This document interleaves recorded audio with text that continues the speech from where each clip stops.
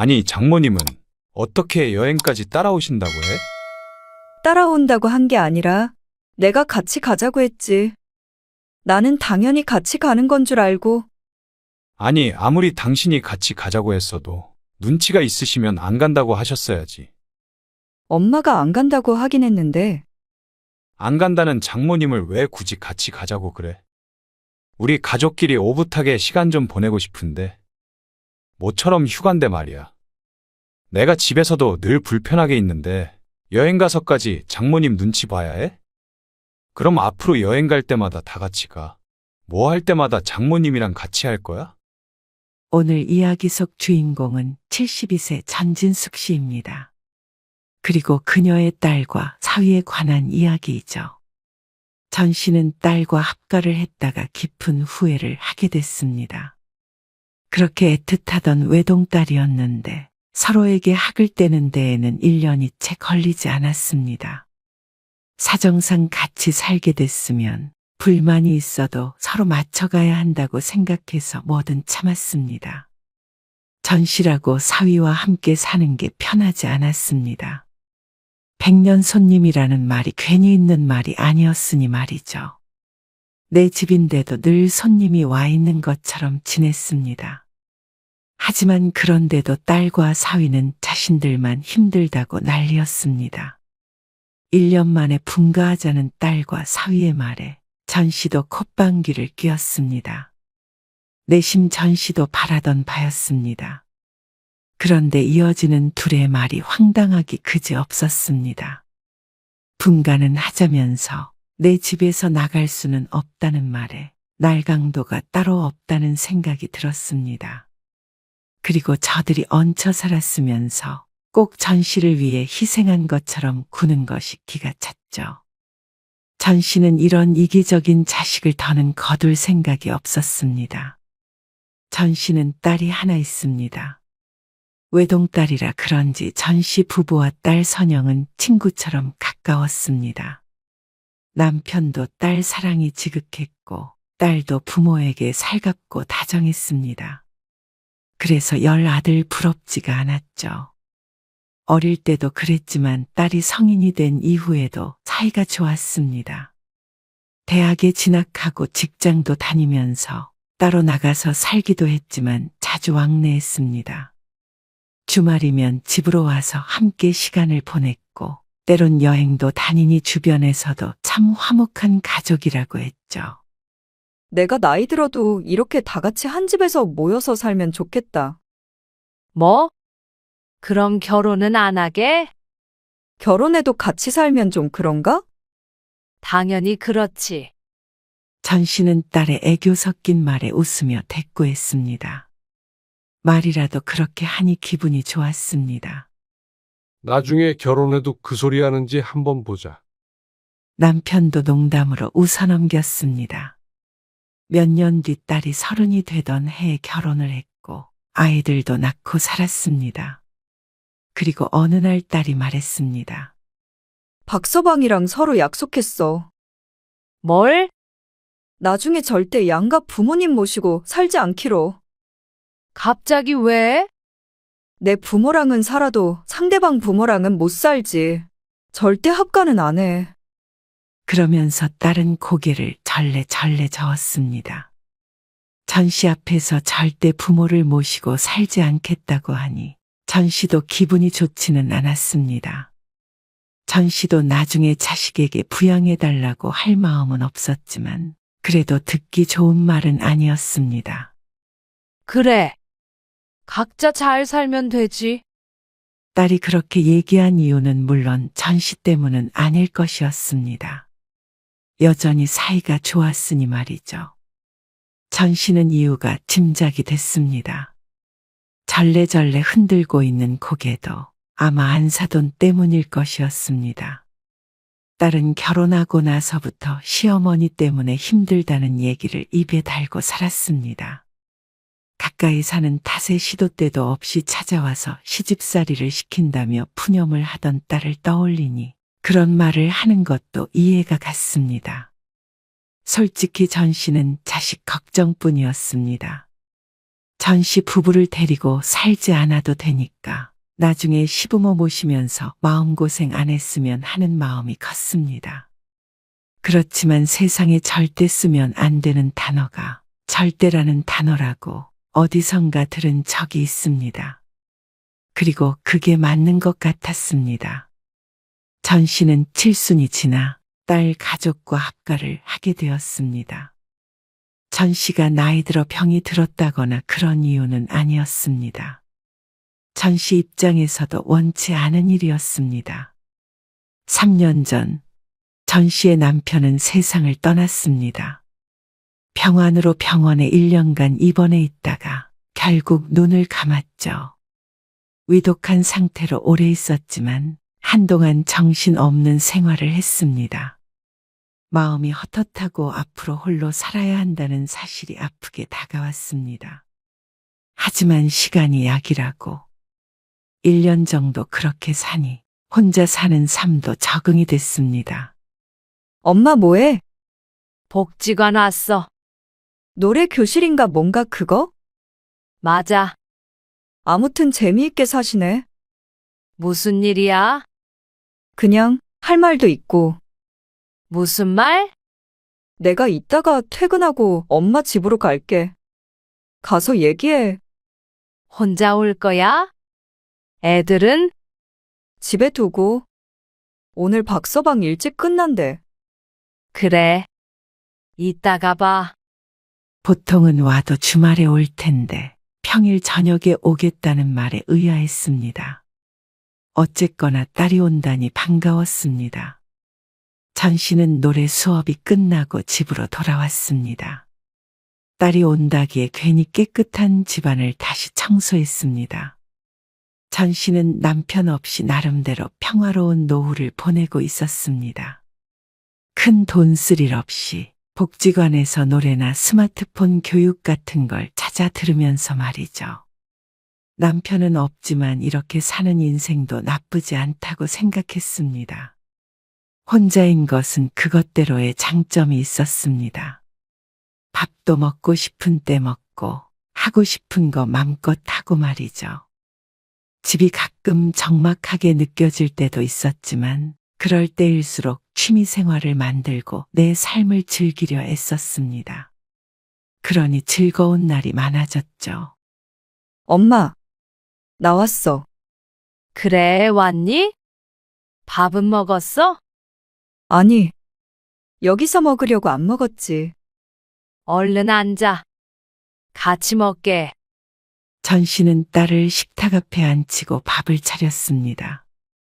퇴근하고 온다기에 같이 저녁을 먹으려 딸이 좋아하는 음식을 해두고 기다렸습니다. 엄마 집에서 살고 싶네.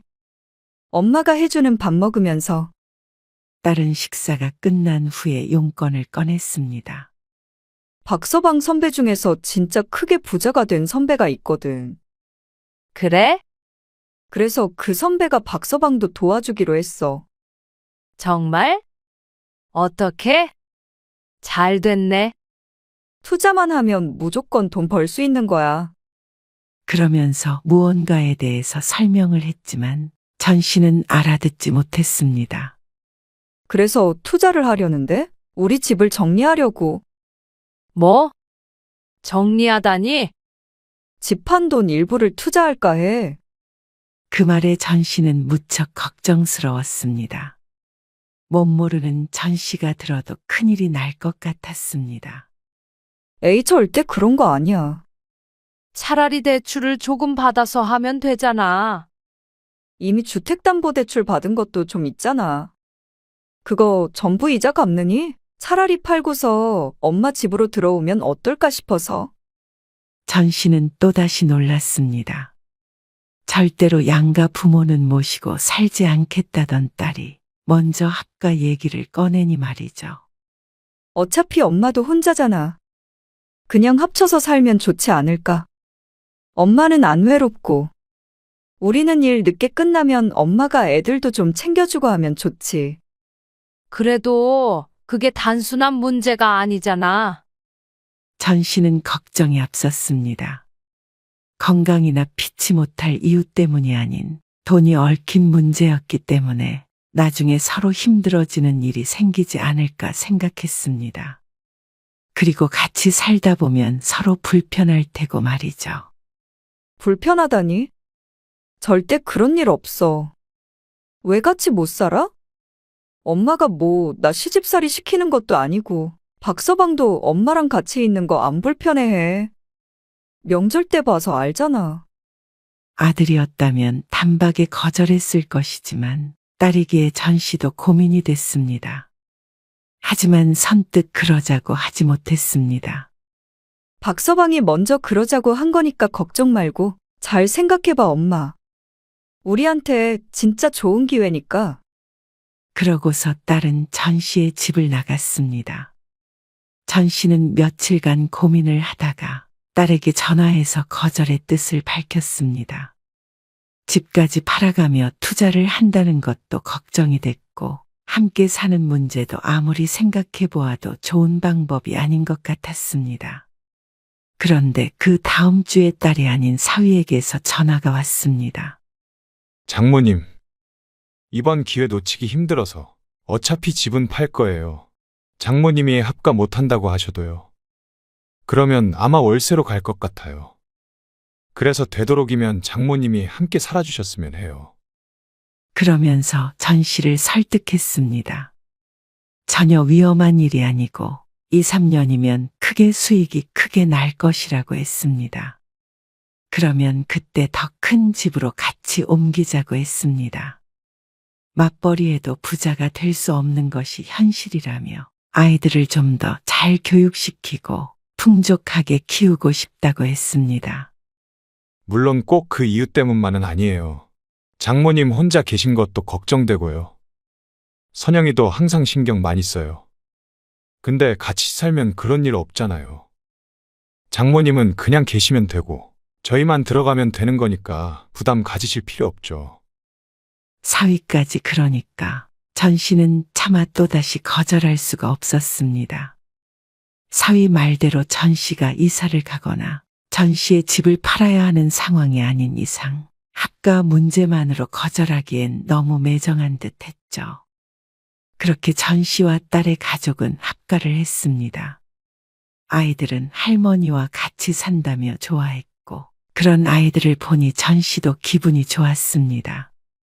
딸 부부가 맞벌이를 하다 보니 일이 늦게 끝나면 아이들만 집에 있는 경우가 덜어 있었는데 그 시간에 전 씨가 함께 있어줄 수 있어서 다행이었습니다. 엄마랑 같이 지내니까 마음 편하게 일해서 너무 좋다. 맞아요. 항상 야근할 때도 신경 쓰였는데. 그래. 나도 애들도 보고 그러니까 좋네. 늘 집에 혼자만 있다가. 처음엔 모두에게 잘된 일이라고 생각했습니다. 물론 늘 좋은 일만 있을 수는 없겠지만 같이 잘 맞춰가며 살아야겠다고 생각했습니다. 서로 희생한다고 생각하지 말고 말이죠. 그래서 전 씨는 일하는 딸 부부의 밥도 챙겨주고 집안일도 도맡아 했습니다. 혼자 살 때보다 일은 많이 늘었지만 그래도 집에 있는 시간이 긴 것이 전 씨이기 때문에 당연하다고 생각했습니다. 아이들도 어느 정도 커서 집을 크게 어지르지도 않았고 밥하고 빨래하는 것만 하면 크게 손 갈 것도 없었습니다. 나이 먹고 할 일 많으면 좋지 뭐. 집에선 가끔 심심할 때도 많았는데 오히려 부지런히 움직여서 건강해지겠구나 생각했습니다. 오늘 늦니? 둘 다 늦을 것 같으니까 애들이랑 밥 먹어. 그래, 알았어. 너무 좋다. 그치?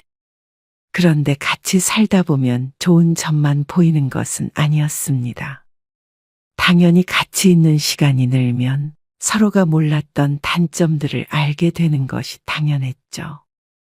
사위는 요즘 젊은 남자들답지 않게 가부장적인 타입이었습니다. 그래서인지 집안 살림은 거의 손을 대지 않았습니다. 합가하기 전에 딸이 회사 다니며 집안일까지 대부분 혼자서 했다는 걸 최근에 알게 되었습니다. 명절에도 손 하나 까딱 하지 않는 건 알고 있었지만 명절이라 그런 줄 알았습니다. 집에서는 어련히 잘하겠지 생각했죠. 그런데 이제 보니 죽은 전 씨의 남편보다도 더 한 것 같았습니다. 그렇다고 딸이 가만히 있는데 전 씨가 사위에게 이래라 저래라 할 수도 없었습니다. 차라리 합가를 해서 다행이라고 생각했습니다. 전 씨가 있으니 적어도 딸의 고생은 덜어줄 수 있으니 말이죠. 그리고 딸은 같이 사니까 그런 것인지 아니면 원래 그랬는지 몰라도 잔소리가 많았습니다. 당연히 따로 살던 두 가정이 합쳐지니 하나부터 10까지 같을 수는 없었습니다. 엄마, 여기에다가 수건 놓지 마. 발판 내가 사왔잖아. 그거 빨아서 널었어. 그걸 그렇게 자주 빠는 사람이 어디 있어? 매일 발 닦는 건데 안 빨아 그러면? 그렇다고 수건으로 발 닦는 게 나는 더 싫어. 그래서 그거는 엄마가 매일 빨잖아.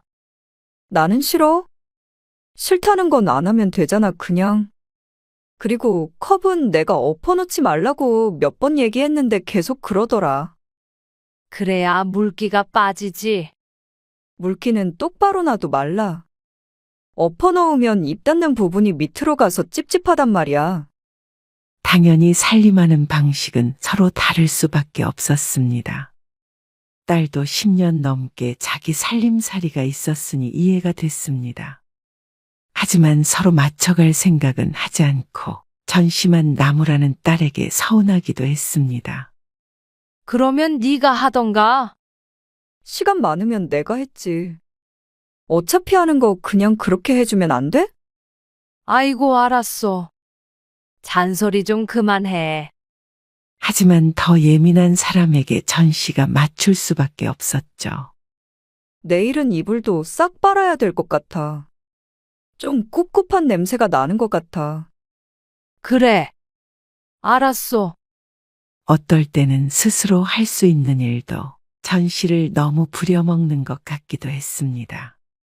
하지만 전 씨가 이런 생각을 했다는 것은 반대로 말하자면 딸 부부도 전 씨에게 서운한 점이나 불만이 있을 수 있다는 말이었습니다. 오늘 저녁은 그냥 보쌈 시켜 먹자. 보쌈? 돼지고기 사다가 삶으면 되잖아. 언제 삶어 그거를? 금방 삶지. 해줘? 아니, 그냥 시켜 먹어. 시켜 먹는 게 더 맛있어. 김치 같은 것도 오고. 얘는 돈 아깝게. 어휴, 그런 말 하지 말어. 요즘은 사 먹는 게 더 맛있어. 그러면서 딸은 전 씨에게 고리타분한 소리를 한다며 핀잔을 했습니다. 아무래도 혼자 살 때 배달 음식을 시켜 먹지 않았던 전 씨이기 때문에 서로를 이해하지 못했습니다. 그러던 어느 날은 손주들이 쓰는 작은 방을 청소하다가 침대 밑에 들어가 있던 치킨 상자를 발견했습니다. 뼈만 남아 있었는데 오래되지 않은 걸로 봐서는 최근에 먹은 것 같았죠. 집에 계속 있었는데 언제 치킨을 시켜 먹었는지도 알 수 없었습니다. 그리고 그걸 침대 밑에다 넣어둔 것도 이상했습니다. 저녁에 딸에게 묻자 딸이 머뭇거리며 말했습니다. 그저께 저녁에 애들이랑 박서방이랑 시켜 먹더라고. 뭐? 배달 오는 소리 못 들었는데. 그런데 방에서 먹었어? 엄마가 뭐 시켜 먹으면 뭐라고 할까봐 그런 거지. 뭐? 내가 왜 뭐라고 그래? 아니, 그냥 불편하니까 방에서 먹은 거야. 엄마 자러 들어간다길래 내가 그냥 말하지 말라고 했어. 그 말에 기가 막혔습니다. 밤늦게 시켜 먹는 거야 뭐라고 하지 않겠지만은 말 한마디 없이 몰래 먹고 숨겨놓은 것 때문에 마음이 조금 상했습니다. 아무리 그래도 음식을 시켜서는 먹어보란 소리 한마디도 없이 저들끼리 먹은 건 예의 문제가 아닌가 싶었습니다. 늦은 시간 그 틈에서 같이 먹지 않았겠지만 함께 사는 이상 물어는 봤어야 하지 않나 생각이 들었습니다. 딸은 이런 생각을 하는 전 씨가 꼰대라고 했습니다. 쓸데없는 예의라고 말했습니다. 그래서 그 뒤로도 종종 그런 일이 있었지만 전 씨는 아무 말 하지 않았습니다. 딸이 그렇게 말했다는 건 사위도 그렇게 생각할 가능성이 높다는 뜻이었으니 말이죠. 시간이 지날수록 전 씨는 사위나 딸의 눈치를 보게 됐고 절대 불편하지 않을 거라고 호언장담을 했던 사위도 점점 불편해하는 걸 숨기지 못했습니다. 이번 휴가에 1박 2일로 동해 같은 데 다녀오려는데 엄마 같이 가. 동해? 아냐. 엄마는 괜찮으니까 너희끼리 갔다 와. 왜? 엄마도 동해 거의 안 가보지 않았어? 그래도 모처럼 여행인데 너희끼리 가는 게 좋지. 에이, 그래도 엄마 혼자 집에 두고 가면 우리 마음이 편하겠어? 같이 가자. 처음에는 안 가겠다고 했지만 딸이 굳이 같이 가자며 졸랐습니다. 그래서 전 씨는 함께 가서 애들도 봐주고 딸 부부와도 좀 가까워지면 어떨까 생각했습니다. 그럼 그럴까? 결국 그래서 딸의 여행 제안에 고개를 끄덕였습니다. 그런데 우연히 딸과 사위의 대화를 듣게 되었습니다.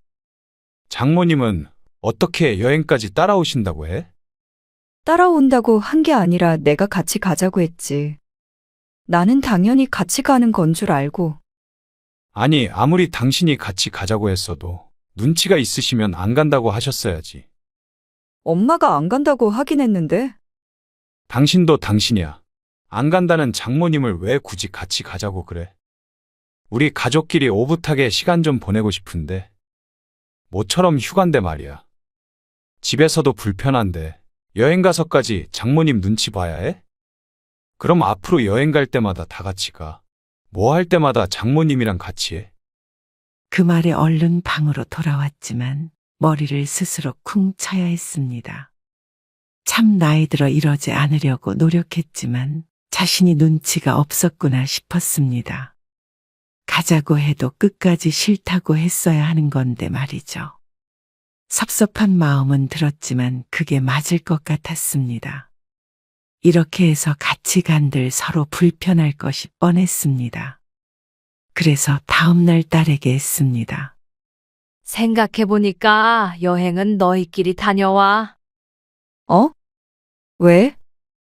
요즘 허리도 아프고 나이 드니까 어디 돌아다니는 것도 귀찮아. 그래도 엄마 혼자 있어도 괜찮아? 딸은 더는 같이 가자고 설득하지 않았습니다. 아, 당연히 괜찮지. 엄마도 혼자 있고 싶을 때 많어. 그리고 그날 저녁에 모임도 갈 거니까 내 걱정은 말고 너네끼리 좋은 시간 보내고 와. 엄마도 좋은 시간 보낼게.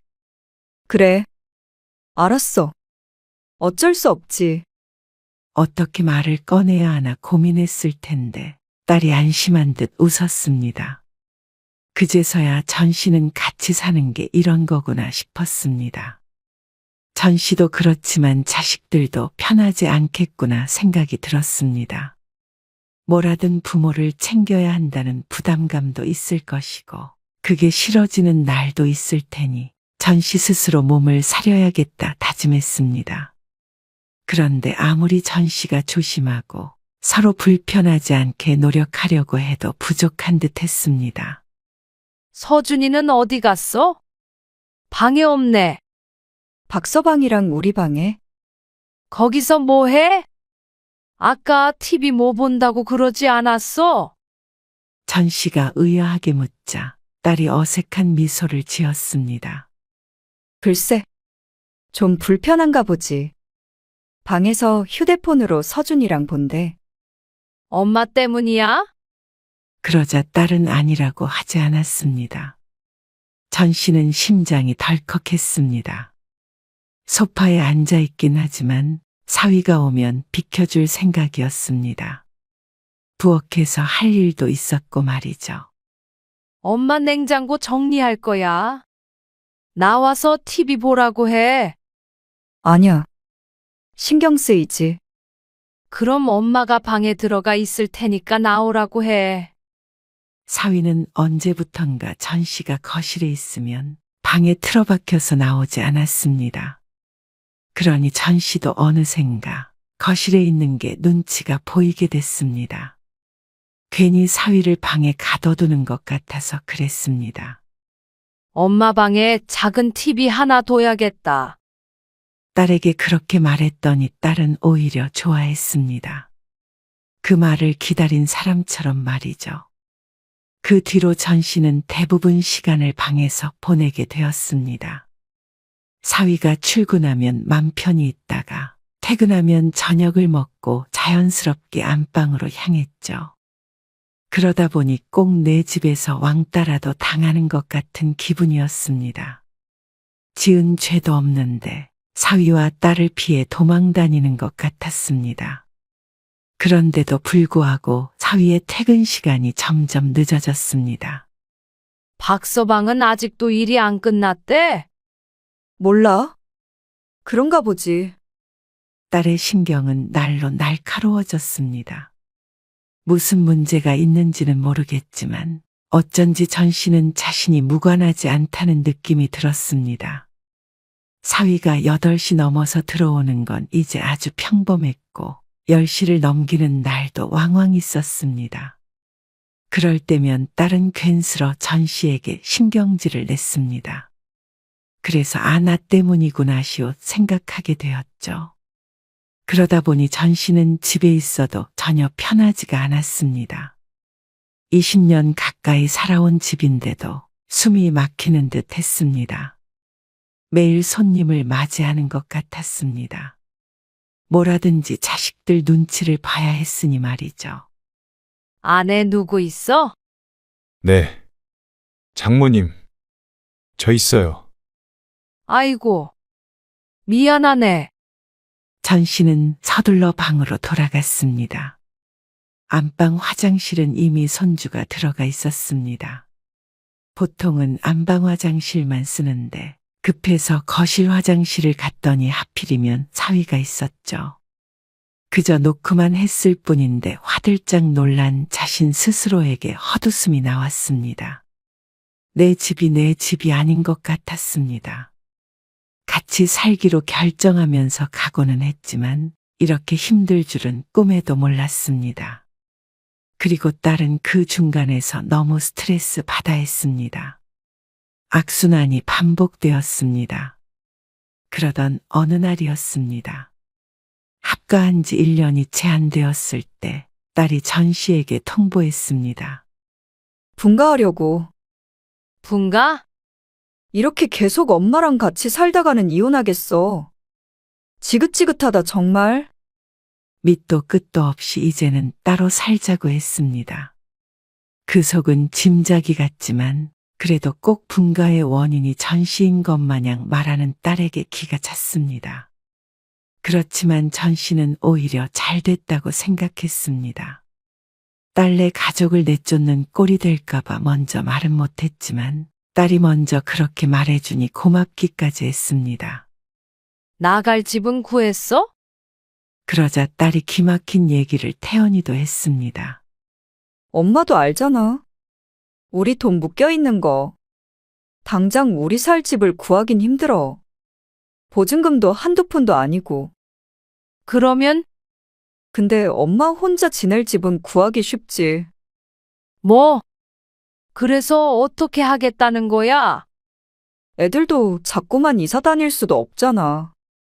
집도 불안정하고.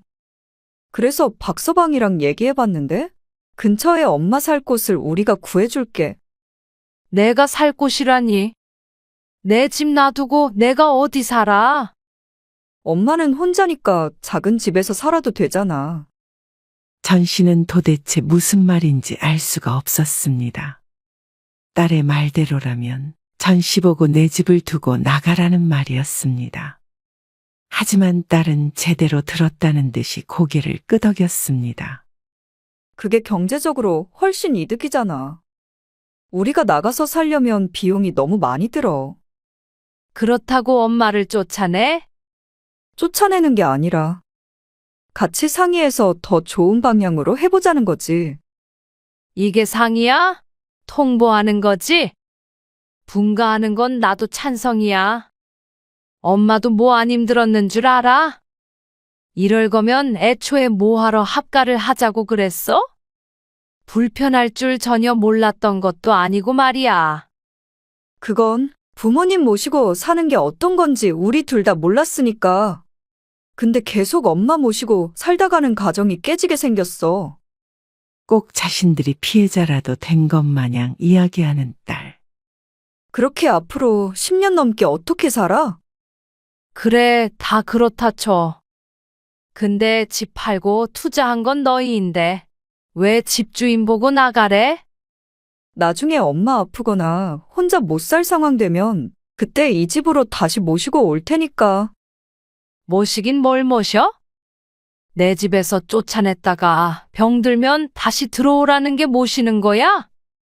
참 희한한 말이다, 정말. 그러면 내 식구가 나가야 마음이 편해? 자식은 나 하나고 나중에 이 집도 어차피 나 줄 거잖아. 뭐야? 그냥 집 크기만 좀 줄여서 가는 게 그렇게 싫어? 엄마는 자식 생각은 안 해? 나 1년 동안 마음고생 많이 해서 이것 봐. 머리카락도 빠졌어. 그게 내 탓이니? 합가하기 전에는 그런 적 없어. 딸은 전 씨에게 이기적이라고 했지만 오히려 전 씨는 딸보다 이기적인 사람은 듣도 보도 못했습니다. 어떻게 저들 아쉬울 때는 그렇게 사정해서 밀고 들어오고 먹고 살만해지니 집을 뺏어갈 생각을 할 줄은 몰랐습니다. 나가려면 너희가 나가. 안 말릴 테니까. 전 씨는 죽어도 딸의 말대로 해줄 수 없었습니다. 집 사서 나갈 형편도 안 되는 딸이 얻어주는 집이라고 해봤자 작은 집 월세일 텐데 다 늙어서 그렇게 바람 앞에 등불처럼 살고 싶지 않았습니다. 내 집도 없이 말이죠. 그러자 딸은 그날부터 전 씨에게 말을 걸지 않았습니다. 그리고 사위는 자꾸만 밖으로만 돌았습니다. 주말에도 집에 붙어 있는 법이 없었습니다. 딸 부부의 시위인 듯 했습니다. 하지만 그런다고 나갈 생각은 추호도 없었습니다. 그러니 딸이 얼마 뒤에 전 씨에게 부탁을 했습니다. 엄마, 요즘 나랑 박서방이랑 말도 안 해. 엄마는 정말 내가 이혼이라도 했으면 좋겠어? 나 여기 들어와서 잃은 게 너무 많아. 박서방이랑도 멀어지고 엄마도 그걸 원하는 건 아니잖아. 너 정말 부모 생각은 눈꼽만큼도 안 하는구나. 나도 이렇게는 못 살겠다. 내가 왜 내 집에서 맘 편히 있지도 못하고 자식에게 이런 비참한 취급을 당해야 해? 혼자 잘 살고 있었던 사람 힘들게 한 건 너희인데 말이야. 나도 내 노후에 삶이 있었어. 그런데도 힘들다길래 걷어줬더니 이렇게 등에 칼을 꼽는 자식이 어디 있어? 너희가 준비가 됐든 안 됐든 얼른 나가줬으면 한다. 뭐? 짐 싸서 빨리 나가. 오래 시간 못 줘. 엄마도 좀 편히 살자. 그러지 말고 내 말대로 해주면 안 돼? 박서방이 투자한 거, 그거 회수하면 그때 그걸로 좋은 집 사줄게. 말이 되는 소리를 해. 너희가 나가서 살다가 돈 벌면 그때 그걸로 너희 집 사. 그러면 되겠네. 그러고는 사위에게도 이사 준비를 하라고 말했습니다. 사위는 딸처럼 전 씨에게 따지지는 않았지만 그래도 전 씨를 원망하는 눈빛을 보냈습니다. 1년간 먹여주고 재워주고 고생했던 것은 하나도 생각이 안 나는 것 같았습니다. 그저 자기들만 힘들고 불편했다고 생각하는 듯했죠. 이래서 합가하고 싶지 않았습니다. 하지만 그렇게 사이 좋았던 딸이기에 어쩌면 같이도 잘 살 수 있을 거라고 생각했습니다. 그런데 그런 자식도 결혼하면 자기 가족밖에 없었습니다.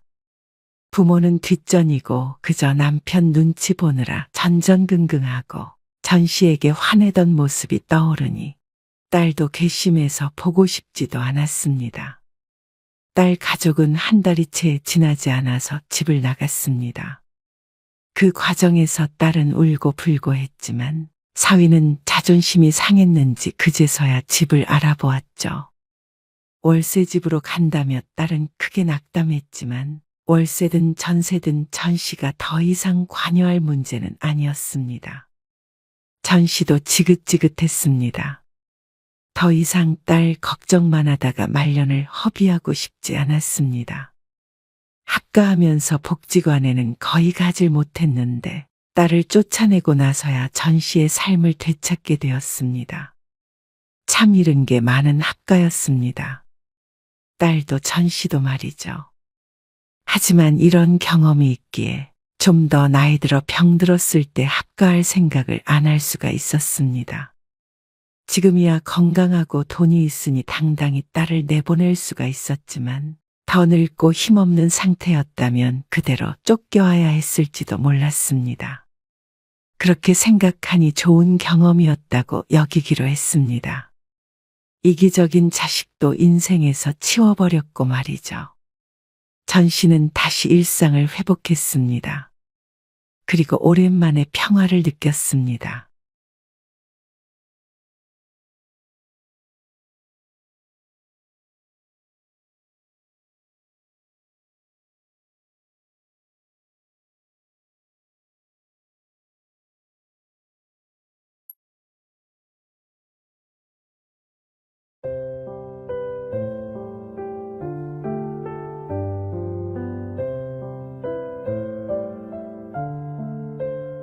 여보, 나 진통제 좀 갖다 주면 안 돼.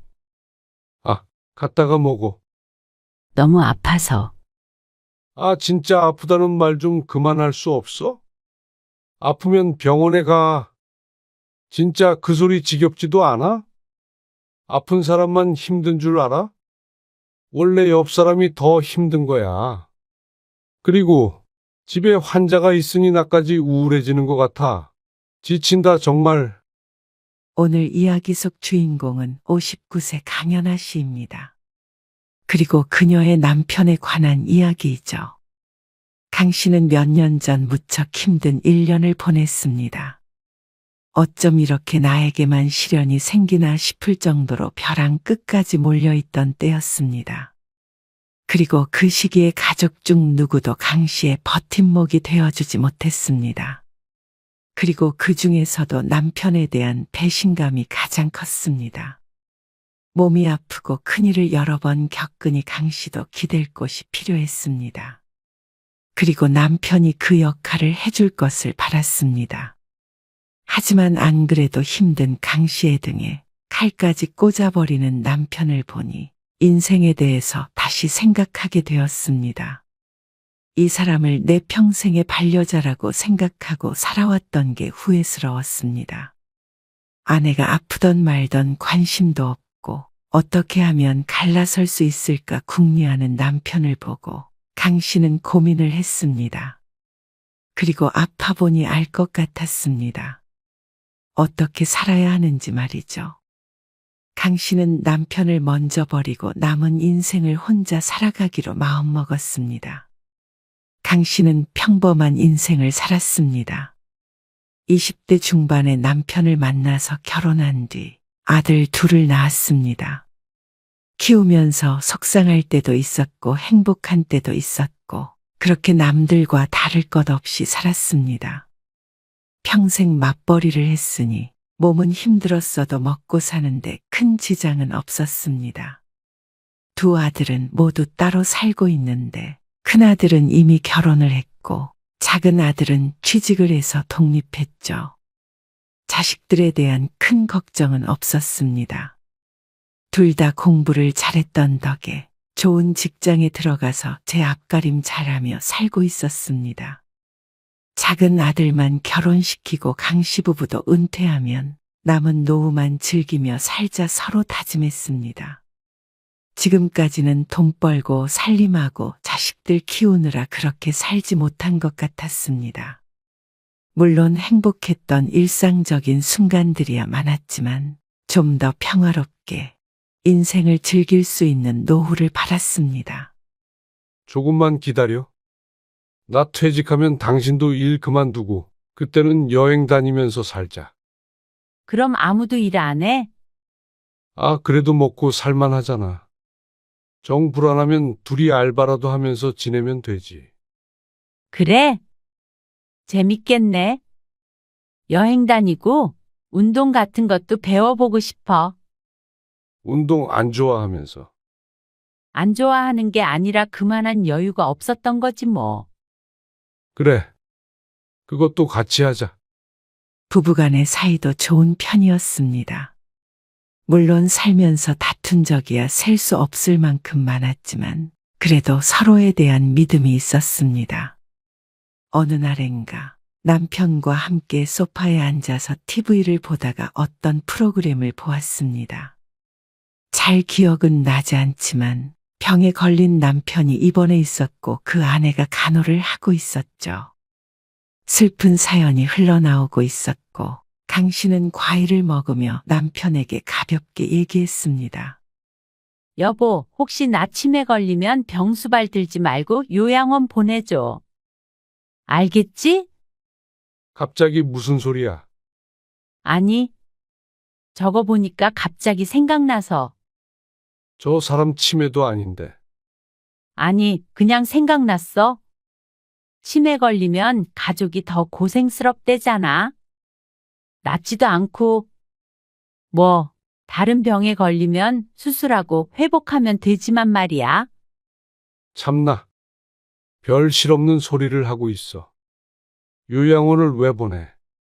그러면 당신이 병수발 들 거야? 내가 막 당신 얼굴도 못 알아봐도? 아, 당연한 소리를 왜 해? 정말? 그래. 아주 지극정성으로 돌볼 테니까 당신이나 나중에 나 늙었다고 구박하지나 말어. 그렇게 웃고 떠든 것이 불과 몇 년 전이었습니다. 그런데 말이 씨가 된 것인지 큰 걱정이 없다고 생각했던 강 씨를 비웃듯 불행은 찾아왔습니다. 남편은 곧 퇴직을 했습니다. 그리고 강 씨도 곧 일을 쉬려고 했을 때였습니다. 나 여기 뭐가 만져지는 것 같은데? 뭐가? 몰라? 혹 같은 거? 어디 봐. 남편이 강 씨의 겨드랑이 쪽을 만져보더니 고개를 갸웃거렸습니다. 진짜 있는 것 같은데. 뭐야? 글쎄, 내일 바로 병원에 가봐. 나 내일 출근하는데 아, 출근이 중요해? 그냥 피곤해서 생긴 거 아닐까? 당신이 의사야. 그냥 가서 검사해봐.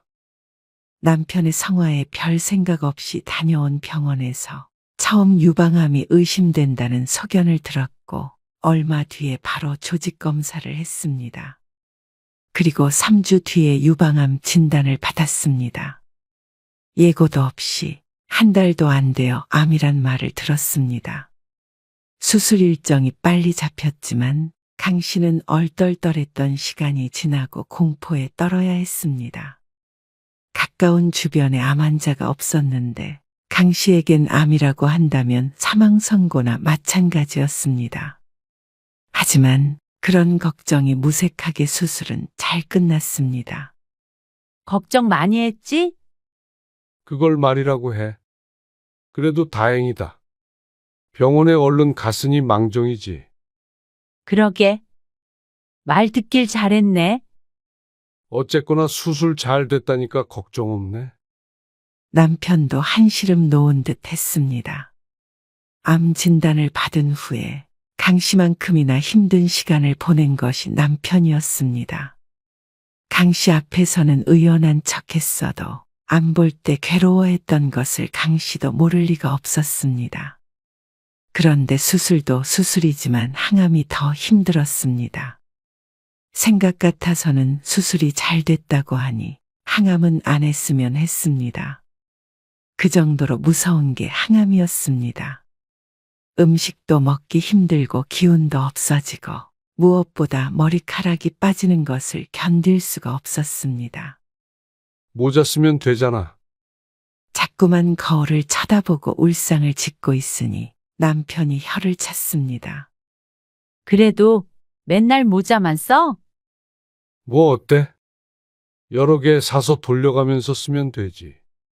그래도 다시 난다잖아. 걱정 마. 발효식품 같은 거 먹으면 좋다는데 이따가 된장국 끓여봐. 알았어. 남편은 퇴직 후에 집에 있으면서 강 씨와 함께 암에 좋은 음식 같은 걸 찾아보면서 지냈습니다. 계획은 많이 틀어졌지만 그래도 은퇴 후에 남편과 오붓하게 지내긴 했습니다. 하지만 항암이 한두 번으로 끝나는 것이 아니었기 때문에 회차가 거듭될수록 강 씨도 남편도 지쳐갔습니다. 4번쯤 항암을 받자 강 씨는 각종 부작용에 시달렸습니다. 가장 먼저 식욕이 급격히 떨어졌습니다. 그리고 쉽게 피로해져서 잠자듯이 누워있는 때도 늘었습니다. 밥 안 먹어? 속이 안 좋네. 또? 당신 거울 봐. 살이 너무 빠졌잖아. 이따가 챙겨 먹을게. 미안한데 당신이 좀 챙겨 먹을 수 있어? 그러자 남편이 잠시 강 씨를 응시하다가 고개를 끄덕였습니다. 항암을 하고 와서 며칠간은 특히나 심했습니다. 밥 차리는 것은 고사하고 무언가 먹기도 힘들었습니다. 이렇게까지 심하지 않은 사람들도 있다는데 부작용인지 무엇인지 참 힘든 나날을 보냈습니다. 그러던 어느 날이었습니다. 병원에 갔다가 자궁에 웬 혹이 있다는 말을 들었습니다. 그런데 그게 암일 수도 있다는 것이었습니다. 암이라고요? 그러자 의사가 고개를 저었습니다. 암인지 아닌지는 검사를 해봐야 알겠지만 혹 크기가 커서 암이 아니더라도 개복 수술을 해야 한다는 말이었습니다. 남편은 큰 충격을 받은 듯 얼굴이 시퍼래졌습니다. 강 씨도 놀라서 다리가 후들후들 떨릴 지경이었습니다. 암이 아닐 가능성이 높은 것처럼 얘기했지만 강 씨의 머릿속에는 최악의 경우만 떠올랐습니다. 항암 몇 번만 더 하면 이제 끝이다 생각했지만 또 다른 시작이 될 것 같아서 무서웠습니다. 검사를 하고 집으로 돌아오는 길이 기억나지 않았습니다. 어떻게 집에 온 것인지 순간이동이라도 한 것 같았습니다. 집에 도착한 뒤에도 한참을 말이 없었습니다. 그리고 남편도 마찬가지였습니다. 1시간가량 서로 말을 하지 않고 앉아 있었습니다. 그러다가 몸이 무너질 듯 지쳐서 먼저 방으로 들어가서 누웠습니다. 너무 가혹한 현실을 마주한 탓에 강 씨는 남편을 챙길 수 없었습니다. 다음 날도 그 다음 날도 정신없이 하루하루를 보냈습니다. 검사 결과가 나오는 날까지 그렇게 될 것 같았습니다. 남편은 답답한지 자꾸만 외출을 했습니다. 강 씨도 차라리 그게 낫다고 생각했습니다. 근심 걱정이 있는 두 사람이 같은 공간에 있으면 더욱 숨이 막힐 테니 말이죠. 당신 밥 먹었어? 방에 있다가 나와보면 남편은 대부분 없었습니다. 대충 챙겨 먹고 들어가 있고 또 가끔 나와보고 그렇게 며칠을 보냈습니다. 그러다가 부엌에서 남편과 마주쳤습니다. 빵 먹었어. 왜 빵을 먹어? 그러자 남편이 한숨을 쉬며 말했습니다. 미간은 한데 모아진 채였습니다. 집에 뭐가 있어야 먹든 말든 하지. 그러면서 심란한 듯 집을 둘러보았습니다. 그제서야 집 상태가 눈에 보였습니다. 소파 위에 빨래가 널려 있었고 부엌도 어수선했습니다. 내가 대충 치우긴 했는데 사람 사는 것처럼 살아야 할 거 아니야. 아직 결과도 안 나왔는데 왜 그래? 계속 그렇게 지낼 거야? 밖에서 밥 먹고 들어올게. 그러면서 남편은 나가버렸습니다. 아마도 기운 없이 있는 강 씨가 답답한 모양이었습니다. 강 씨는 남편의 말에 조금 서운하기도 했지만 또 미안한 마음이 들었습니다. 스스로 추스르기 급급해서 너무 남편에게 신경을 못 쓴 것 같았습니다. 강 씨는 소파에 앉아서 남은 빨래들을 정리했습니다. 그리고 오랜만에 걸레질도 했습니다. 몸은 힘들었지만 몰두할 게 있으니 오히려 정신적으로는 나아졌습니다. 그리고 며칠 뒤에 결과가 나왔을 때는 가슴을 쓸어내려야 했습니다. 다행히 암이 아니라고 했습니다. 하지만 수술을 해서 떼어내긴 해야 한다고 했는데 항암이 끝난 이후에 하기로 했죠. 그래도 그게 어딘가 싶었습니다. 암이 아니라면 수술만 하면 됐습니다. 남편도 모처럼 표정이 밝아 보였습니다. 하지만 그렇다고 끝은 아니었습니다. 아직도 항암이 여러 번 남았으니 말이죠.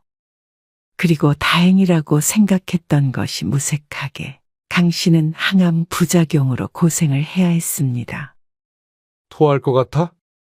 남편의 말이 떨어지기가 무섭게 강 씨는 화장실로 달려갔습니다. 그리고 변기를 부여잡고 헛구역질을 했습니다. 약을 먹었는데도 소용이 없었습니다. 자꾸 토를 하니 입안과 목은 항상 염증을 달고 살았습니다. 안 그래도 식욕이 없는데 입속까지 그러니 밥을 먹기가 힘들었습니다. 강 씨는 누가 보아도 병색이 완연했습니다. 오히려 암 수술 전보다도 아파 보였습니다. 그때까지만 하더라도 건강 체질이었는데 말이죠. 미안, 못 먹겠다. 남편도 입맛이 떨어진 듯 했습니다. 숟가락을 내려놓더니 천장을 잠시 쳐다보았습니다. 밥상머리에서 구역질을 해대니 당연히 먹고 싶지 않았겠죠. 여보, 이것 좀 붙여줘. 구토를 억제하는 패치를 붙이려고 남편에게 내밀었습니다. 등에 붙여야 해서 남편이 붙여주곤 했습니다. 남편은 TV를 보다가 말고 패치를 받아들었습니다. 그리고 말없이 강 씨의 등에 대고 붙이는데 그 손길에서 귀찮은 기색이 느껴졌습니다.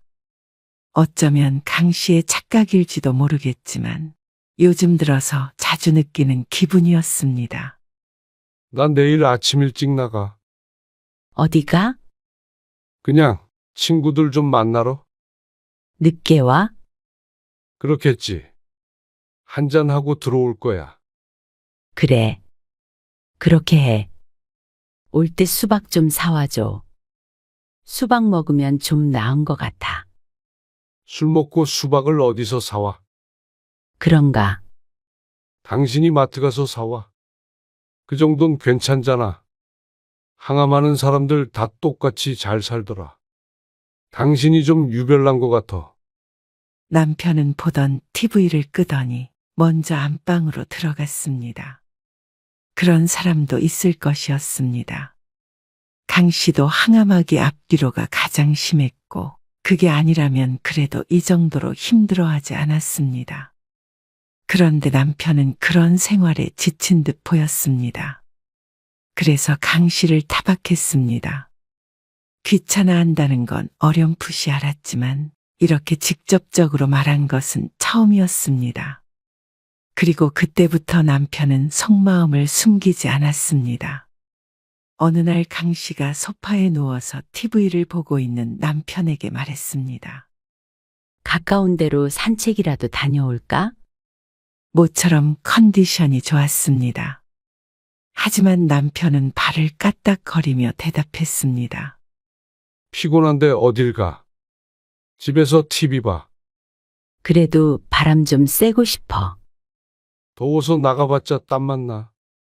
그냥 있어. 또 힘들다고 골골대지 말고. 골골 안 될게. 아, 됐어. 그러면 옆 사람만 힘들어. 평소처럼 방에 누워서 쉬어. 그 말에 얼마나 섭섭하던지 눈물이 찔끔 날 것 같았습니다. 강 씨가 노력하는 것은 남편 눈에는 보이지 않는 것 같았습니다. 나 사과 하나만 깎아주고 들어가. 그러면서 시선은 여전히 TV를 향해 있었습니다. 강 씨는 그런 남편을 물끄러미 쳐다보았습니다.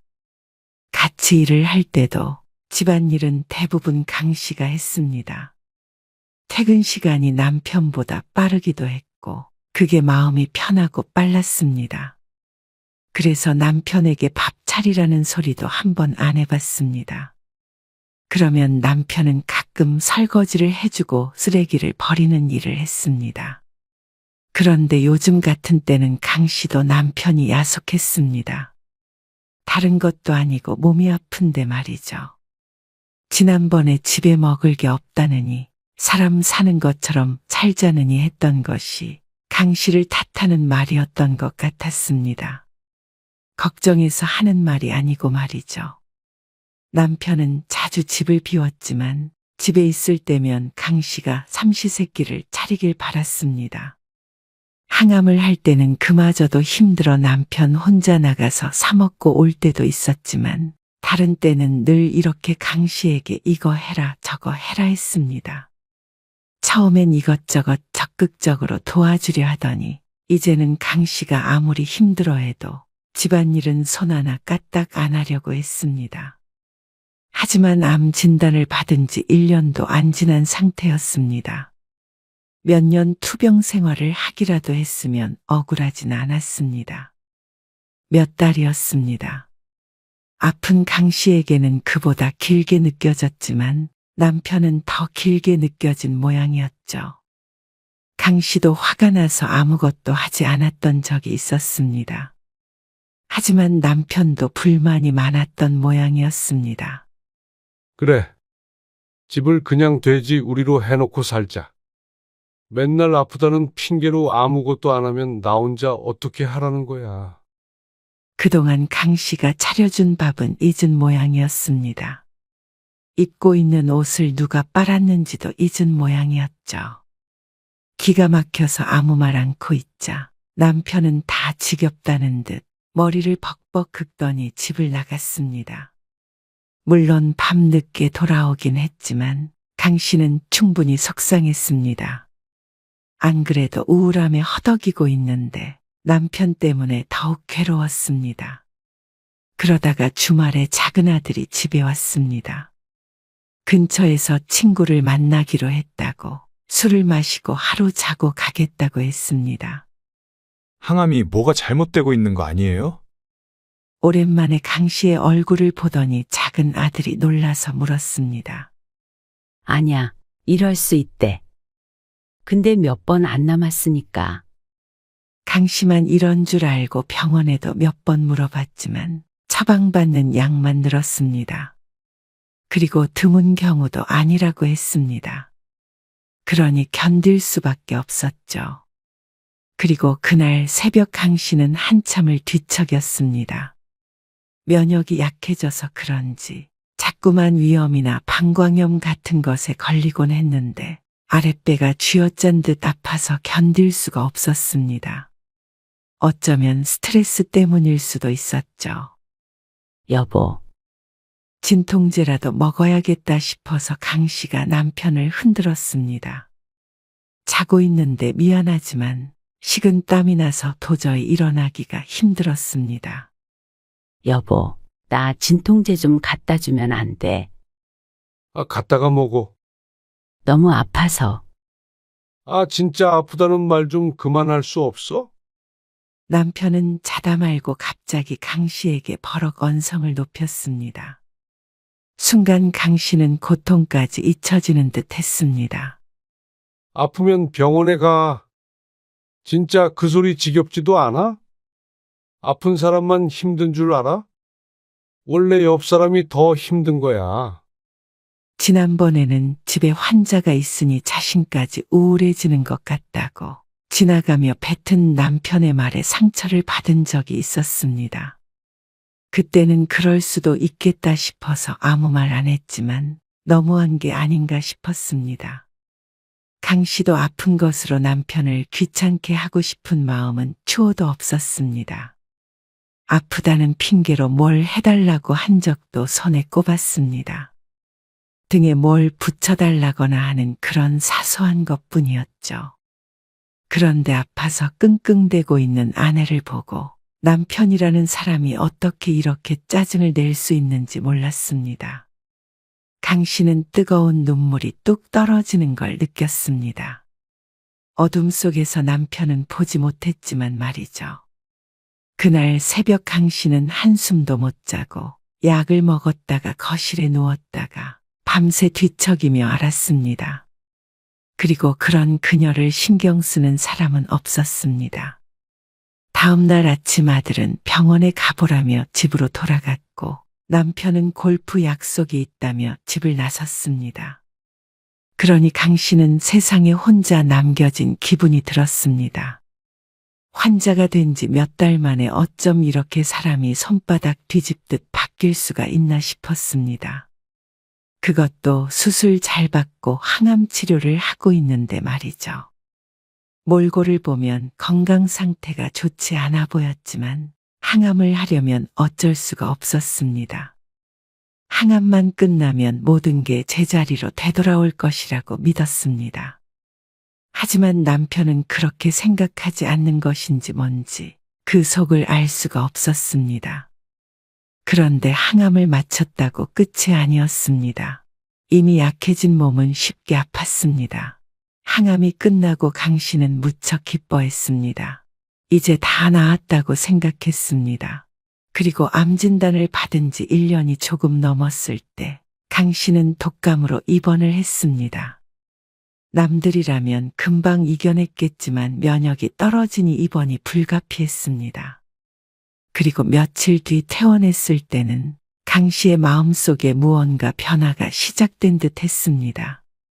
입원할 때는 큰아들이 왔고 퇴원할 때는 작은 아들이 왔습니다. 그리고 남편은 한 번 와서 거의 인사만 하고 돌아갔다고 해도 과언이 아니었습니다. 그냥 친척이 왔어도 그보다 오래 머물다 갔을 것이었습니다. 하지만 남편은 또 이러네 하는 표정으로 잠시 앉아있다가 가버렸습니다. 퇴원한 뒤에는 강 씨와 남편은 거의 대화를 나누지 않았습니다. 서로 말은 안 해도 서로에 대한 불만이 많은 것 같았습니다. 아슬아슬한 생활이 지속되고 있던 어느 날 남편이 말했습니다. 핸드폰 좀 빌려줘봐. 왜? 내 핸드폰 어디다 뒀는지 몰라서. 뭐 좀 찾아봐야 돼. 잠깐 줘봐. 그 말에 강 씨는 머뭇거리며 휴대폰을 내밀었습니다. 좀 전에도 휴대폰을 가지고 뭘 하고 있는 것 같았는데 갑자기 잃어버렸다는 말이 이상했죠.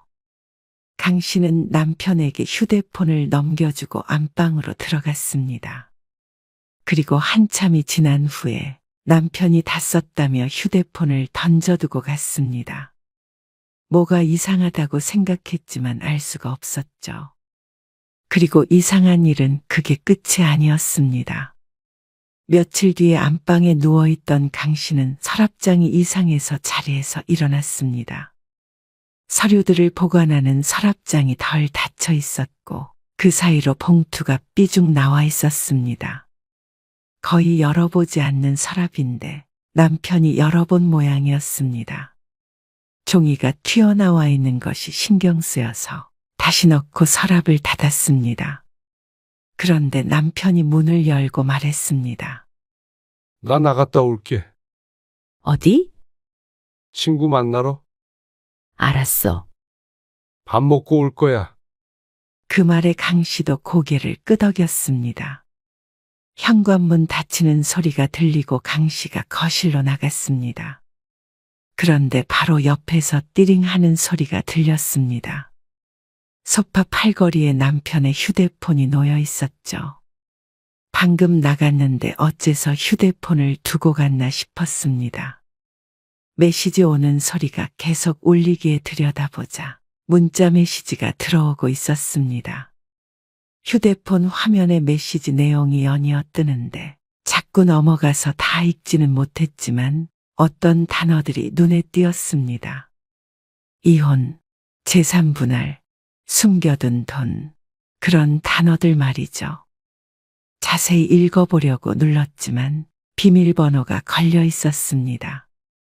떨리는 가슴으로 남편의 휴대폰 비밀번호를 쳐보았지만 잘못된 번호라는 메시지가 떴습니다. 그러던 찰나에 현관문에서 비밀번호를 치는 소리가 들렸습니다. 강 씨는 왠지 죄라도 지은 것처럼 화들짝 놀랐습니다. 뭐해? 여기 휴대폰 두고 갔네. 강 씨는 애써 태연하게 대꾸했습니다. 그러자 남편이 눈을 가늘게 뜨더니 강 씨 손에 들려있던 휴대폰을 낚아채 갔습니다. 갔다 올게. 의심스럽다는 듯이 한번 쳐다보더니 빠르게 밖으로 사라졌습니다. 비밀번호가 있으니 휴대폰 안은 못 들여다봤을 거라고 생각하는 듯 했습니다. 남편이 간 뒤에 강 씨는 찬물을 벌컥벌컥 마셨습니다. 모든 메시지를 읽지는 못했지만 남편의 의중을 알 것 같았습니다. 강 씨도 모르게 이혼을 생각하고 있을 줄은 몰랐습니다. 강 씨는 식탁 앞에 주저앉았습니다.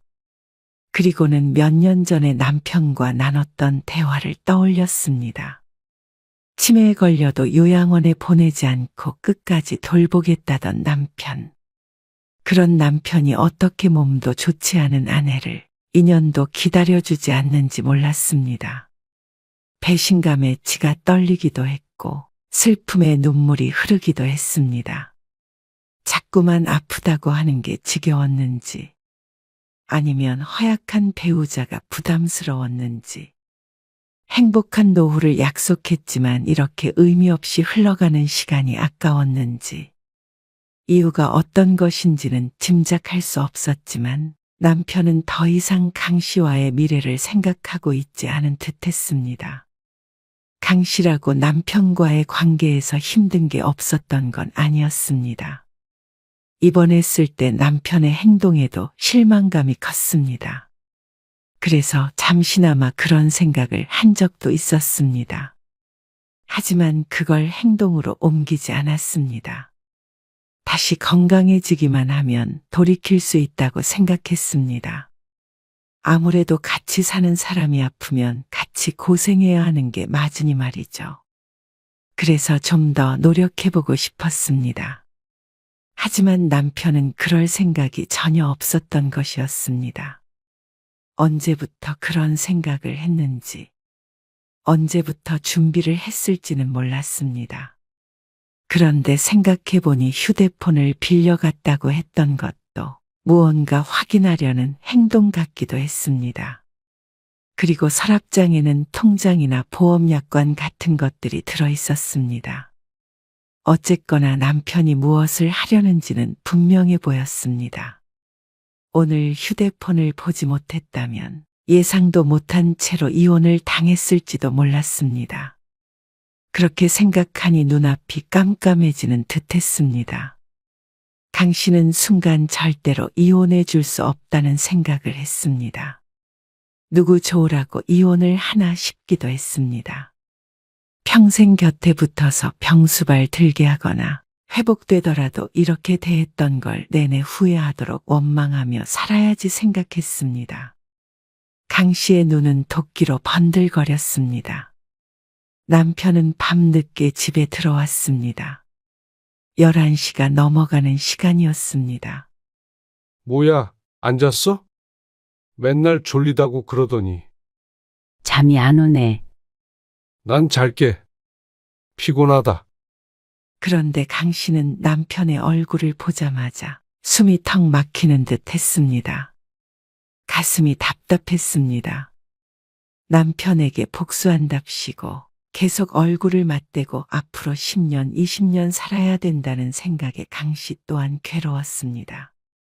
분명히 함께 여행도 다니며 행복하게 살자 약속했었지만 이미 너무 늦은 듯 했습니다.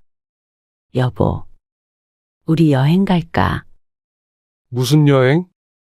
우리 여행 다니면서 살기로. 운동도 같이 하고 그러기로 했잖아. 갑자기 무슨 소리야? 잠이나 자. 남편은 외투를 벗어 던지며 화장실로 들어가 버렸습니다. 그래서 강 씨는 다음날 늦게까지 자는 남편을 두고 혼자 외출했습니다. 그리고 부동산으로 가서 혼자 살 집을 알아봤습니다. 남편이 원해서가 아니라 강 씨 스스로가 원했습니다. 이혼 말이죠. 그리고 집으로 돌아가니 남편이 부스스한 머리를 하고 소파에 앉아 있었습니다. 어디 갔다 와? 우리 이혼하자. 대뜸 이혼 얘기를 꺼내니 남편이 눈을 크게 떴습니다. 이혼하고 싶어. 혼자서 좀 자유롭게 살고 싶어. 갑자기 왜 그래? 아파 보니까 그런 생각이 들었어. 당신도 당신 삶 살고 싶잖아. 아픈 마누라 뒤치다꺼리 하기 싫잖아. 그러자 남편이 입을 다물었습니다. 이혼하자. 강 씨의 말에 남편은 고개를 끄덕였습니다. 역시나 강 씨가 잘못 알고 있던 것이 아니었습니다. 이미 충분히 괴로워했고 울 것도 다 울었으니 미련은 없었습니다. 재산분할도 의견이 맞지 않는다면 변호사가 알아서 해줄 일이었습니다. 강 씨도 평생 일했기에 손해볼 것도 없었습니다. 강 씨는 밤새 생각했습니다. 남편의 행동 하나하나에 의미 두고 괴로워하기보다는 스스로의 건강부터 챙겨야겠다고 생각했습니다. 아픈 와중에 남편 눈치 보고 살아야 하고 뒷바라지까지 하고 있다고 생각하니 더 우울한 것 같기도 했습니다. 남편과 자식들의 무심함이 강 씨를 더 괴롭히고 있는 것 같았습니다. 강 씨도 이제는 그런 가족들에게 미련을 버리기로 했습니다. 고작 1, 2년을 기다려주지 못하는 남편에게도 지쳤습니다. 완치가 된다고 하더라도 평생을 함께하고 싶지 않았습니다. 아파 보니까 알 것 같았습니다.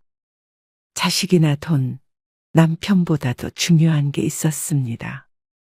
내 건강이 내 삶의 1순위라는 사실이었습니다.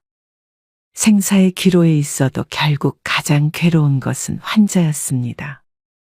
환자의 삶을 살다가 갈 수는 없었습니다. 결국 강 씨는 남편과 이혼을 했습니다.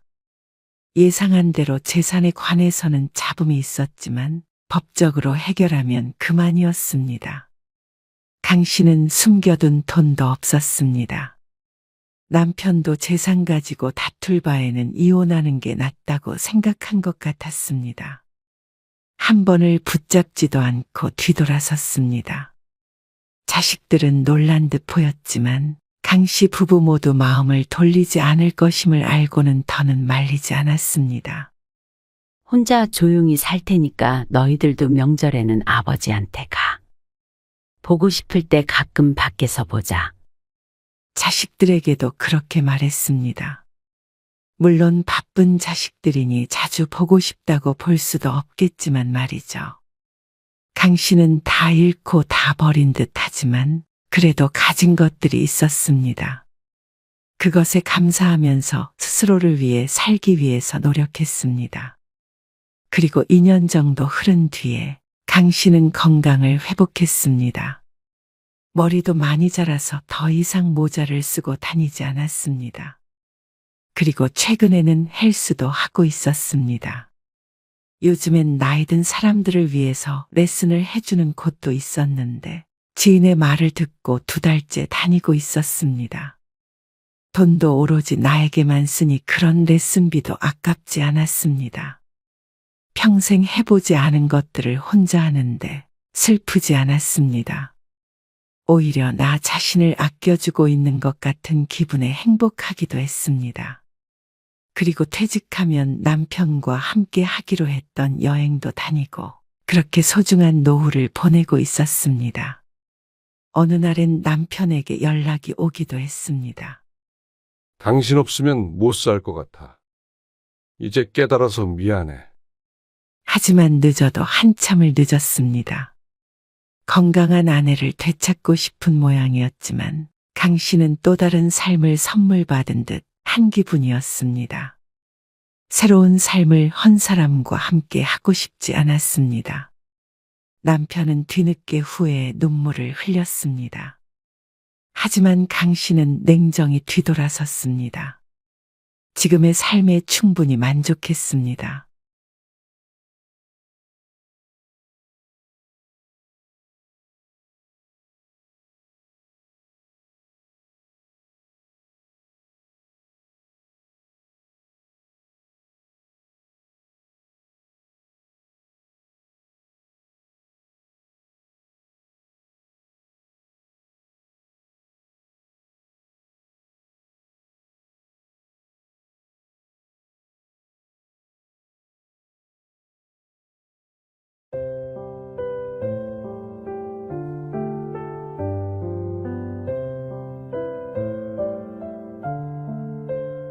너는 강아지 유치원비는 6, 70만 원은 그냥 쓰고 수술비며 뭐며 100얼마 나가는 것도 안 아깝고 집은 강아지 간식으로 가득 채워놓고 그렇게 지극정성이면서 엄마 응급실 비용 10만 원이 아깝니? 아니, 그게 아니고요. 오해예요. 그리고 뭐? 내가 잘못해서 걔한테 물린 거라고? 그러면 애기가 물렸어야 만족할래? 애기가 물리긴 왜 물려요? 그러게 왜 팔을 휘두르셨어요? 황당하다, 황당해. 애기한테 달려들길래 막은 것뿐이야. 너희들 유별난 건 알고 있었지만 이 정도일 줄은 몰랐다. 그냥 알아서 하겠거니 하고 봤는데 도를 지나친다. 며느리는 시부모에 대한 예의라고는 없고 말이야. 자식인 너도 똑같아. 엄마가 초코를 못마땅해 하시니까. 초코가 현정이한테는 정말 첫째 딸이나 마찬가지예요. 참, 그래. 사람 하나 강아지 하나. 애 둘 잘 키워라. 오늘 이야기 속 주인공은 63세 김형선 씨입니다. 그리고 그녀의 아들과 며느리에 관한 이야기입니다. 요즘 사람들이 강아지를 가족처럼 키운다는 사실은 김 씨도 알고 있었습니다. 김 씨는 동물을 키워본 적은 없었지만 그럴 수 있다고 생각했습니다. 사람인 이상 정을 주고 키우면 가족에게 주는 것과 같은 애정이 생길 수도 있겠죠. 하지만 그게 도를 지나쳐 부모보다도 대접받는 강아지를 보니 조금 생각이 달라졌습니다. 강아지에게는 한 달에 100이고 200이고 아끼지 않고 쓰는 아들 며느리. 하지만 부모에게는 10만 원 병원비를 내주는 것조차 아까워했습니다. 그러면서 그냥 강아지가 아니라 가족이나 마찬가지라고 했습니다. 그렇다면 부모는 가족이 아니라는 소린지 의문이었습니다. 그러면서 또 부모 도움받을 일이 있으면 가족이라는 이름 하에 당연하다는 듯이 바랐습니다. 아무리 그래도 이렇게 염치 없고 뻔뻔한 자식이 다 있나 싶었습니다. 강아지가 부모보다 귀한 듯하니 김 씨도 더 이상 그에 응해줄 마음이 없었습니다. 애초에 강아지를 좋아하지도 싫어하지도 않았던 사람이지만 이제는 며느리 덕에 강아지라면 질색을 하게 되었습니다. 김 씨는 아들이 하나 있었습니다. 그리고 아들은 31에 결혼을 했습니다. 그 해가 김 씨의 인생에서 가장 힘들었던 순간 중 하나로 꼽혔습니다. 아들을 결혼시키는 과정이 순탄치가 않았기 때문이죠. 김 씨의 가정은 무척 평범했습니다. 큰 부자도 아니었고 그렇다고 아주 어렵지도 않은 정도의 경제 수준으로 쭉 살았습니다. 다행이라면 다행으로 김 씨 부부 모두 착실하게 살아서 내 집도 있었고 어느 정도 모아둔 돈도 있었습니다. 아들 결혼시키고 소소하게 노후를 살아갈 만큼 말이죠.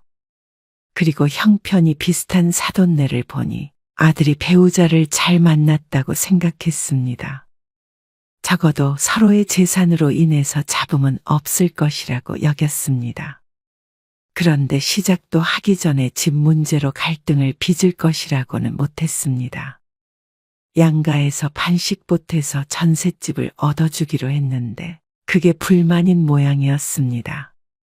더도 말고 덜도 말고 똑같이 하기로 했는데 어째서인지 며느리는 농담인 듯 진담인 듯 김 씨 부부를 원망하는 듯한 말을 했습니다. 어차피 아들이 하나라 물려받을 사람도 하나이니 남들만큼은 처음부터 가지고 시작했으면 한다는 뉘앙스였습니다.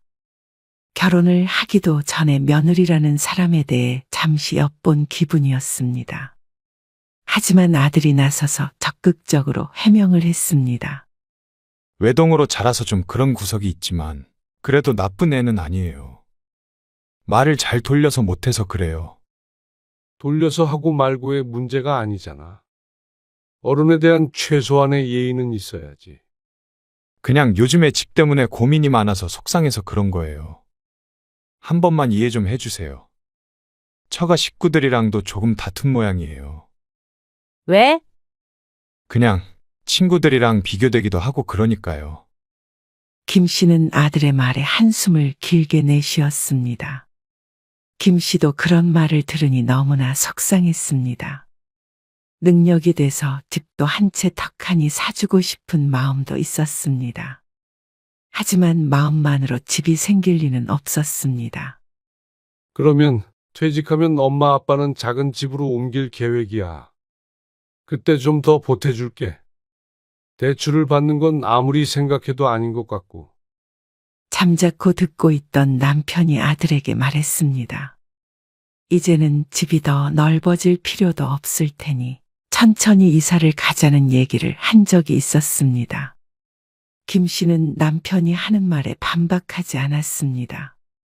어차피 아들은 결혼을 할 것이고 며느리의 말에 기분은 상했지만 어차피 물려줄 사람은 아들 하나밖에 없는 건 사실이었습니다. 그래? 그때까지만 전세 살아. 그러자 아들은 무척 좋아했습니다. 아들 또한 그걸 바란 모양이었습니다. 그렇게 결혼을 시켰지만 아들이 경고했던 것처럼 며느리는 늘 김씨 부부를 당황스럽게 했습니다. 자주 보지는 않았지만 볼 때마다 며느리가 아니라 까다로운 손님을 만난 것 같은 기분이었습니다. 오히려 시부모인 김씨 부부가 며느리 눈치를 보며 대하게 되었습니다. 결혼을 하고 3번째 맞은 명절에 아들이 며느리와 함께 찾아와 임신 소식을 전했습니다. 정말 축하해.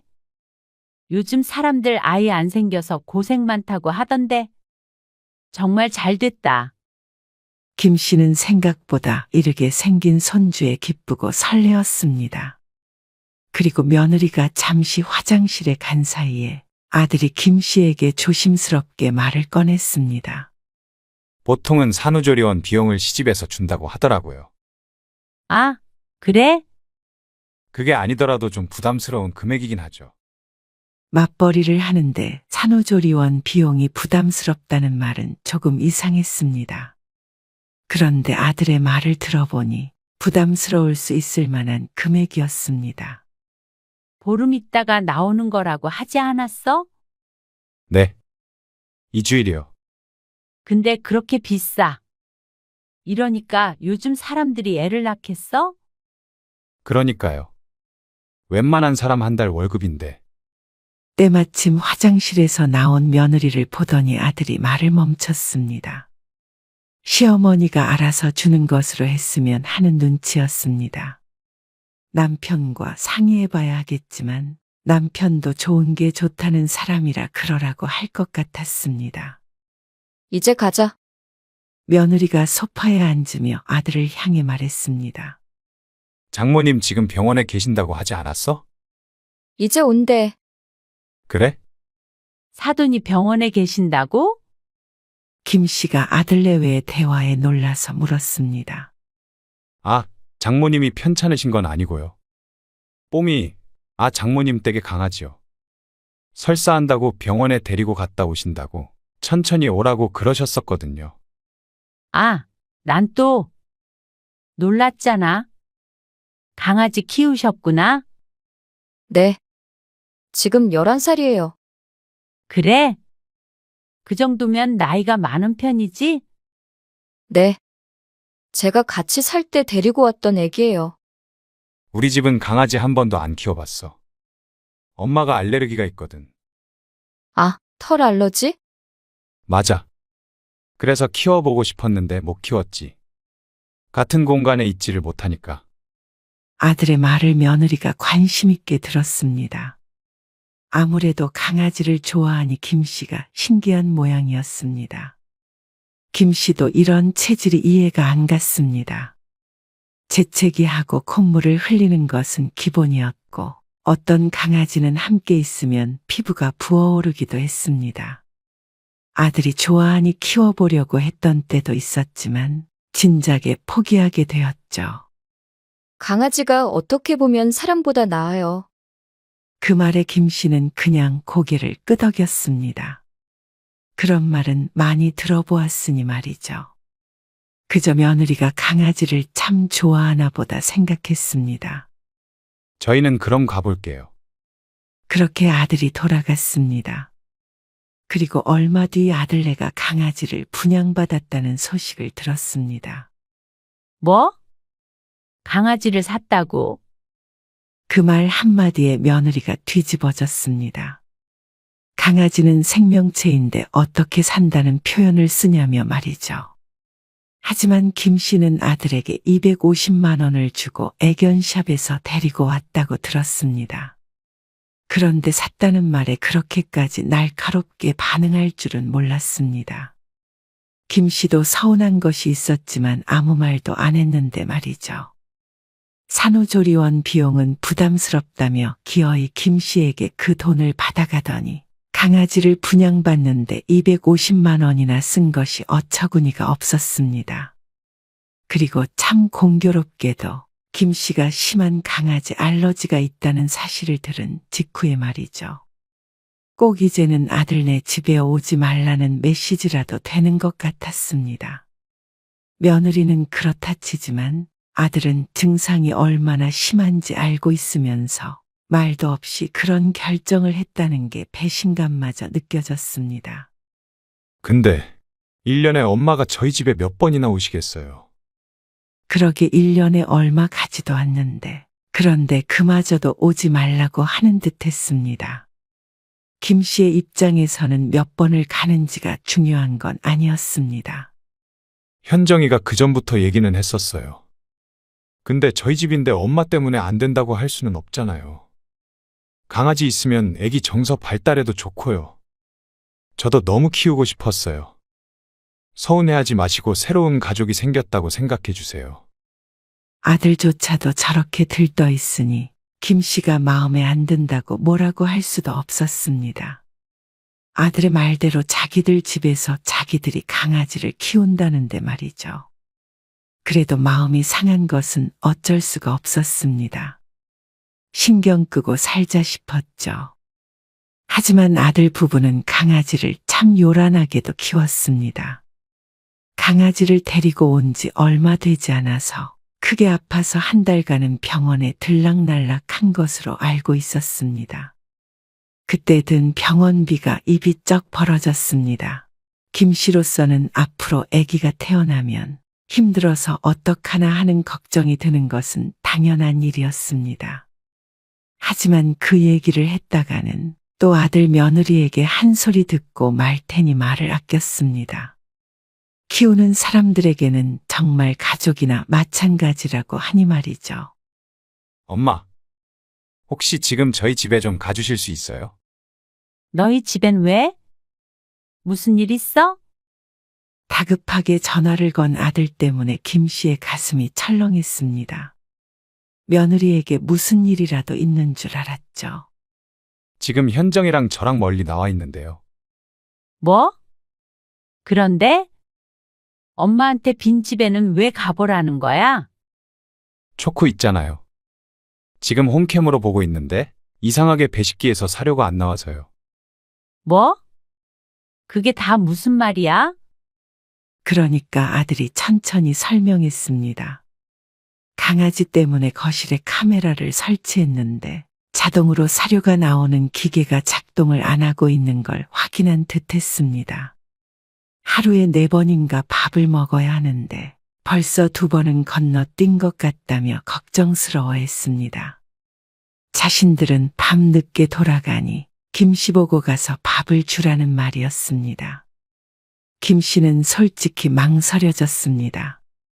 강아지가 있는 공간에 가기가 싫어서 그동안 아들네에 한 번도 가지 못했습니다. 그런데 밥을 주기 위해서 그곳에 발을 들여야 했습니다. 하지만 어쩔 수 없이 집을 나서야 했습니다. 한 끼라도 굶으면 큰일이라도 나는 것처럼 구는 아들의 성화 때문이었습니다.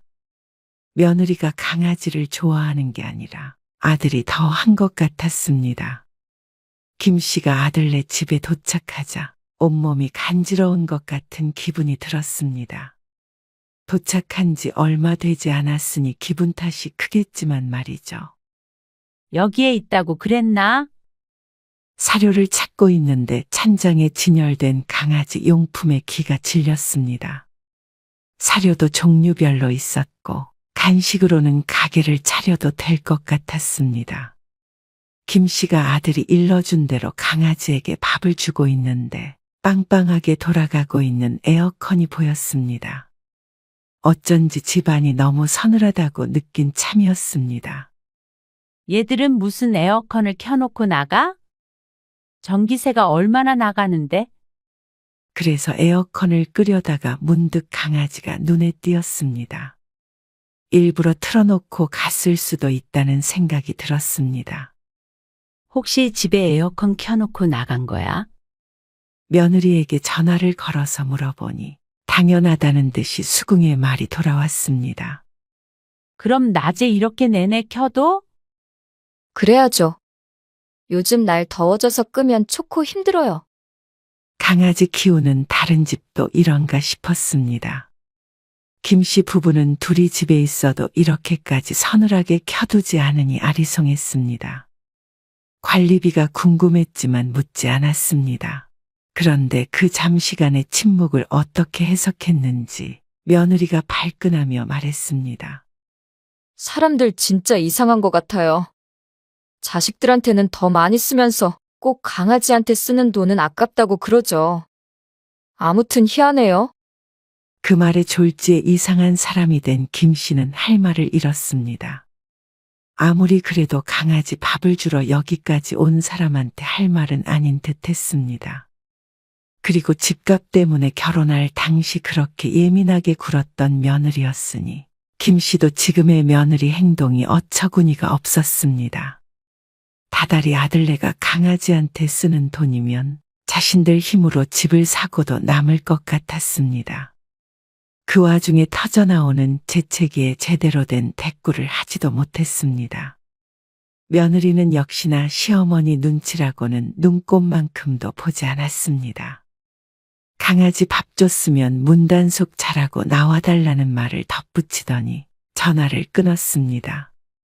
다시는 이런 부탁을 들어주나 봐라 하고 속으로 이를 갈았습니다. 아무리 그래도 어쩜 사람을 이렇게 무시할 수 있나 싶었습니다. 관리비 나오니 에어컨을 틀지 말라고 한 것도 아닌데 말이죠. 김 씨는 연신 재채기를 해서 줄줄 흐르려는 콧물을 휴지로 닦으며 집을 나왔습니다. 고맙다는 소리 한마디 못 듣고 며느리 유별난 것만 확인하고 왔습니다.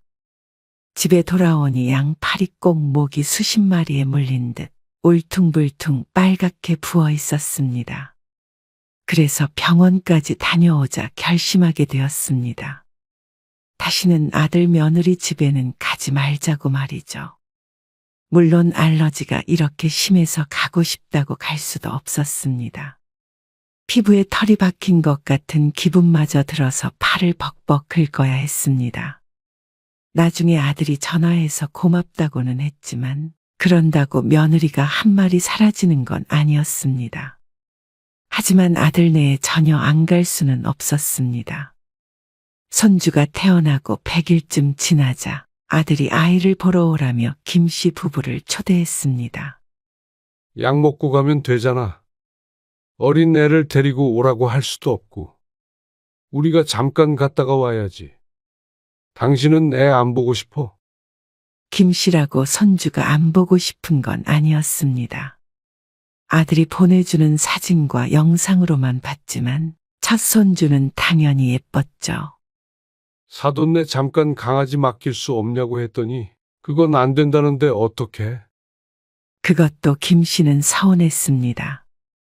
서운하다고 생각하는 김 씨가 오히려 아들 며느리 입장에서는 유별나다고 할 수도 있겠지만 어떻게 보면 환자라고 할 수 있는데 전혀 배려를 안 해주니 말이죠. 그래도 다른 일도 아니고 손주를 보러 안 갈 수 없었죠. 그래서 김 씨 부부는 아이와 며느리 선물을 사서 찾아갔습니다.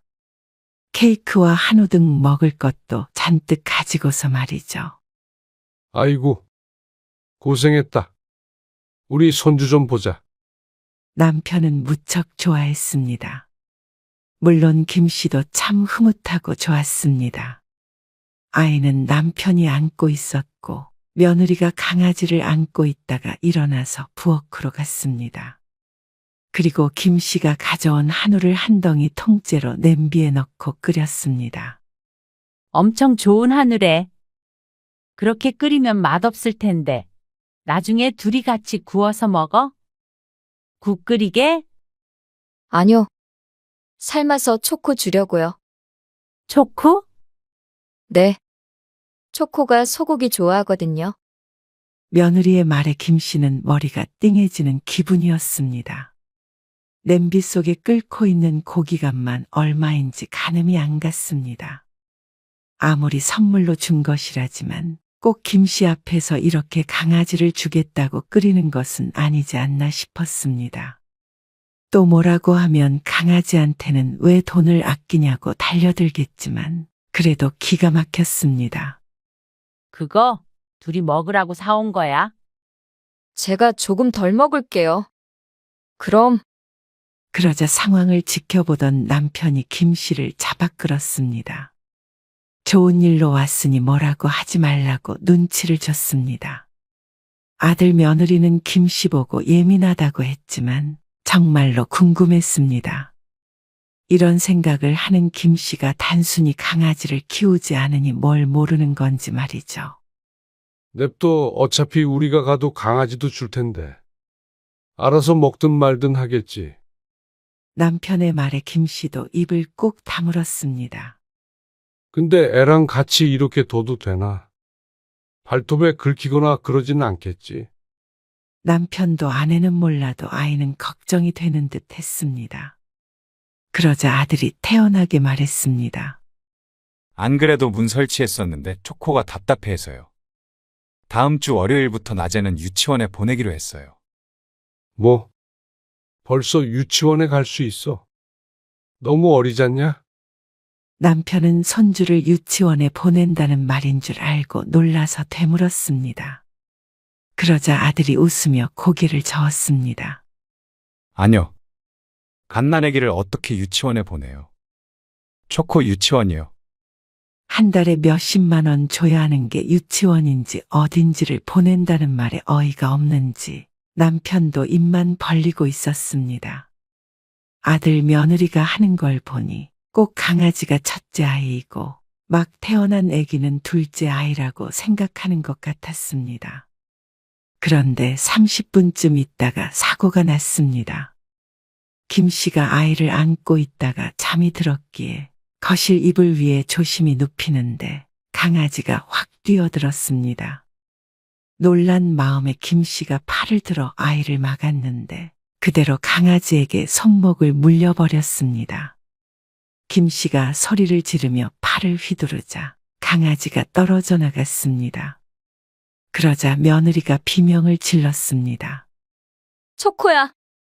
김 씨는 피가 떨어지는 손목을 감싸쥐고 신음을 흘렸습니다.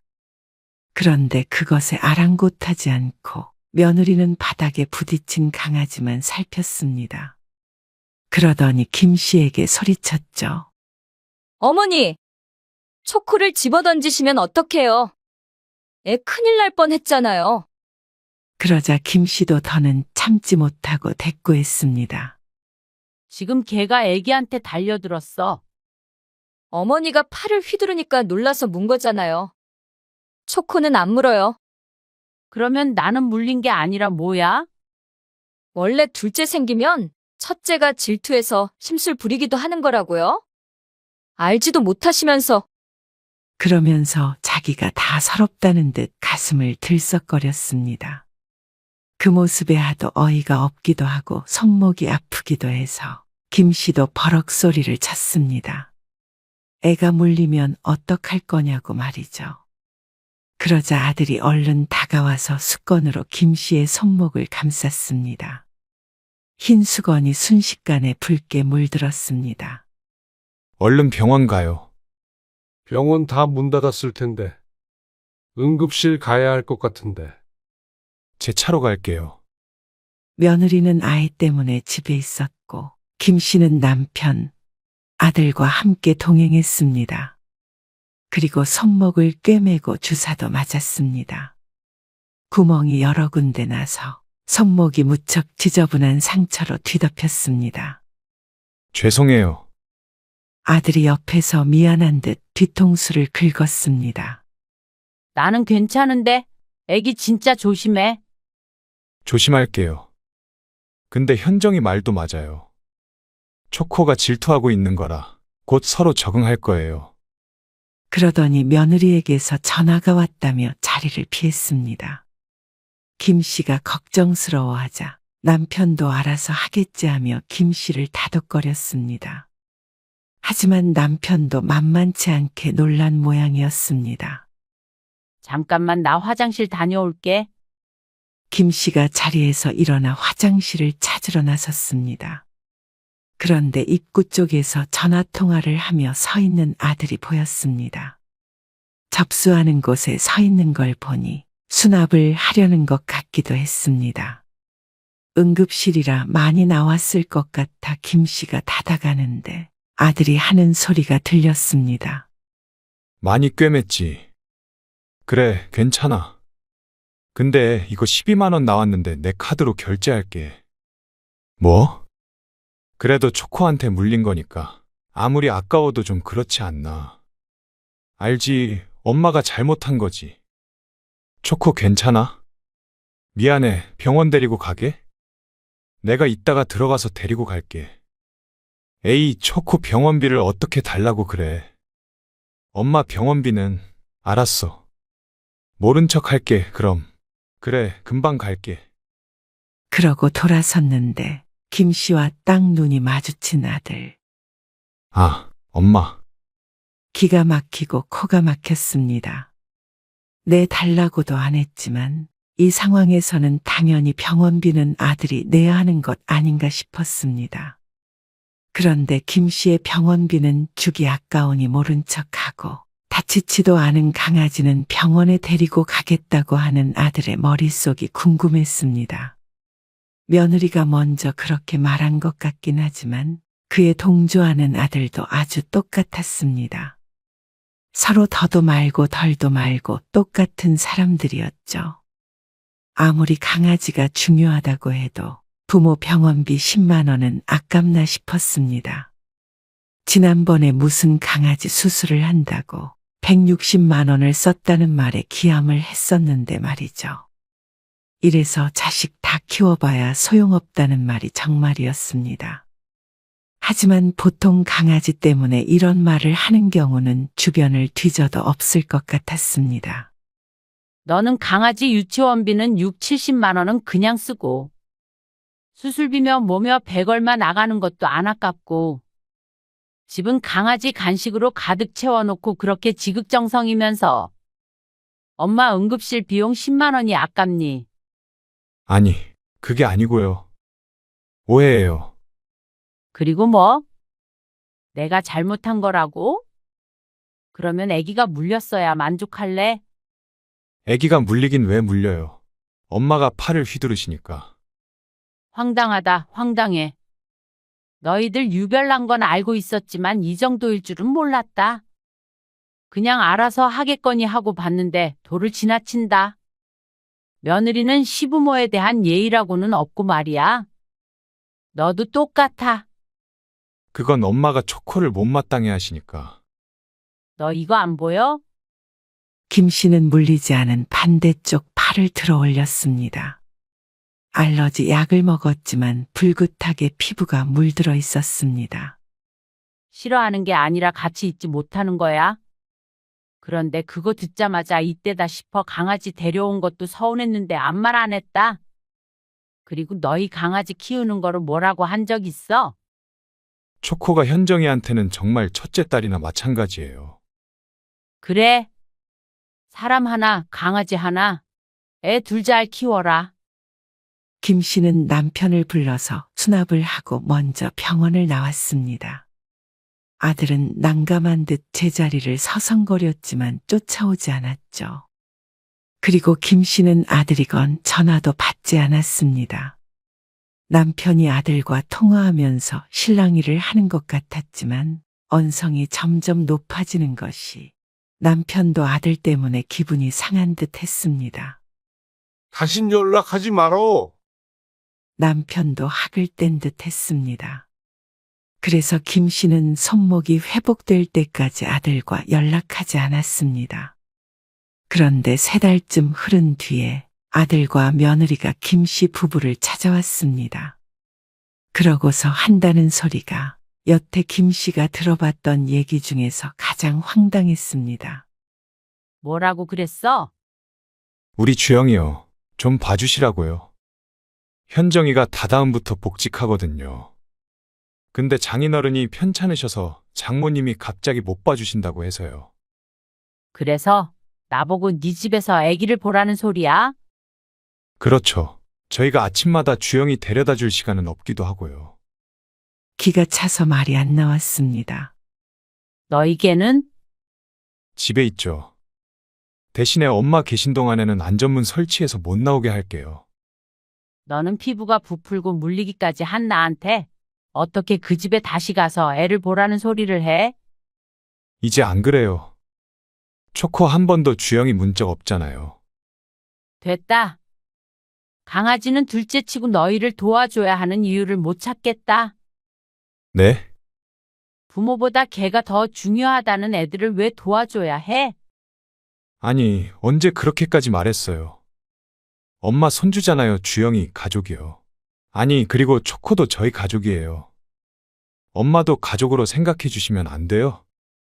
맞다, 첫째 손주라고 생각하세요.